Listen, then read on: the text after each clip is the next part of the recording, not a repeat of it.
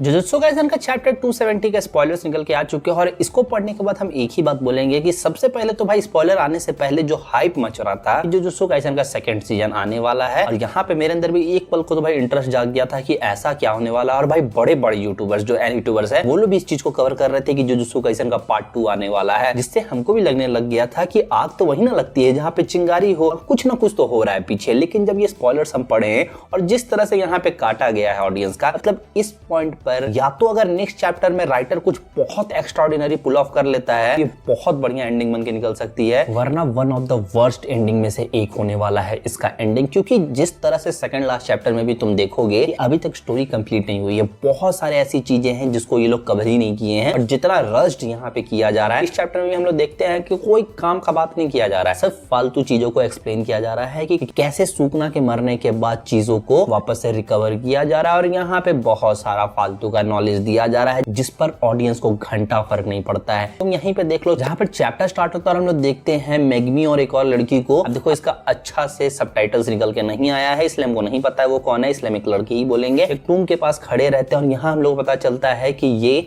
Gojo का नहीं है, ये मैग्मी की सिस्टर का है। और यहाँ पे वो प्रे कर रहा है कि उसकी सिस्टर आफ्टर लाइफ में अच्छे से जिए। यहीं पे दोनों अच्छे से बात कर रहे होते हैं, जहां पर हम लोग को बताया जाता है कि जो टेंगन था जिसको सूखना एब्जॉर्ब कर लेता है वो कितना जरूरी है। और अभी भी उसी की वजह से जापान में वो सारे बैरियर्स बचे हुए हैं। अब तुम में से बहुत लोग बोलेगा कि वो तो मैग्मी के अंदर था ना, लेकिन नहीं, वो मैग्मी के अंदर नहीं था, वो सूखना के अंदर था। और सूखना जब मैग्मी से अलग होता है तो उसके साथ साथ उसके भी रिमेन्स वहां से निकल जाते हैं और वही बची खुची चीजों की मदद से ये लोग जापान में सारे बैरियर्स को बचाए हुए हैं अभी तक। जिसमें यहाँ पर यूजी और बाकी सारे लोग मिलके जो सारे रिजरेक्ट होके आए थे ना, वो लोग को वापस उनके टाइम में भेजने का कोशिश कर रहे हैं। अब जबरदस्ती भेजे या मार के भेजे, मारने का काम कर रहे हैं। जहां पर हम लोग देखते हैं कई सारे ऐसे जो कलिंग गेम्स में जो आए थे ना पास्ट से, उन सबको वापस भेजा जा रहा है। और इसके अलावा भी काफी सारे फालतू के कैरेक्टर्स हम लोग को इसमें दिखाए जा रहे हैं, जिसके बारे में जानने में हमको कोई नहीं इंटरेस्ट है। अगर तुमको है तो चैप्टर आएगा तो उसके बारे में पढ़ लेना, क्योंकि हमको नहीं लगता है कि तुमको एक ऐसे कैरेक्टर जिसका थोड़ा फिश जैसा मुंह दिख रहा है उससे बहुत ज्यादा फर्क पड़ेगा।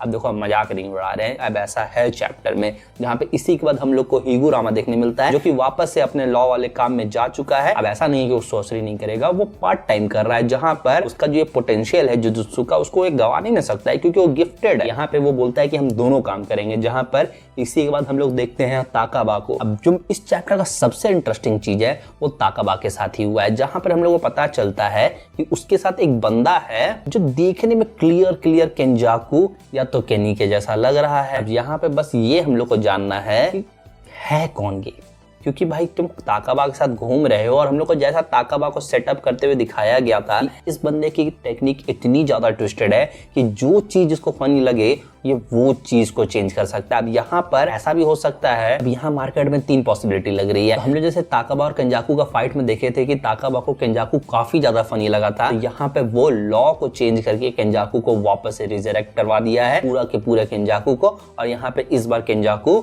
उसके लिए एक अच्छा लड़का बन के रह रहा है। सेकेंड चीज ये केंजाकू नहीं केनी है और इसको पता नहीं कैसे, लेकिन हाँ वापस लेके आ चुका है ताकाबा या कोई और प्रोसेस की मदद से। जहां पर जो थर्ड पॉसिबिलिटी ये बन रही है, ये केंजाकू का वो गुड साइड है जो हम लोग को ताकाबा वर्सेस केंजाकू की फाइट में देखने मिली थी, और ताकाबा उसी गुड साइड को वापस लेके आया है और इसको एक लाइफ दिया है। अब ये तीनों में से कुछ भी हो सकता है जो कि हम लोग को नेक्स्ट चैप्टर में पता चल जाएगा, जहां पे इसी के साथ साथ एक और मेन कैरेक्टर को, हम मेन कैरेक्टर नहीं बोलेंगे लेकिन एक और कैरेक्टर को टीज किया गया है और बताया जा रहा है कि कलिंग गेम के टाइम से इसकी भी पावर एक्टिवेट हुई थी, के अंदर से कोई किलिंग या फाइटिंग वाली प्रेजेंस नहीं आ रही थी ये लोग को, तो बस ये लोग जाते हैं उससे मिलने के लिए। अब यहाँ पे फिर से वापस मार्केट में न्यूज फैल गया कि हो ना हो ये गोजो ही होगा। यहाँ पर यही दोनों जो पैनल देखने को दिखाया गया है, जिसके बाद सब जगह रूमर्स लीक्स फैल रहे हैं कि भाई जुजुत्सु काइसेन का सीजन 2 आने वाला है, जहाँ पे अगर ये आ जाता है तो भाई काफी ज्यादा मेक सेंस करेगा, क्योंकि इतना सारी चीजों को जो छोड़े हैं ये लोग,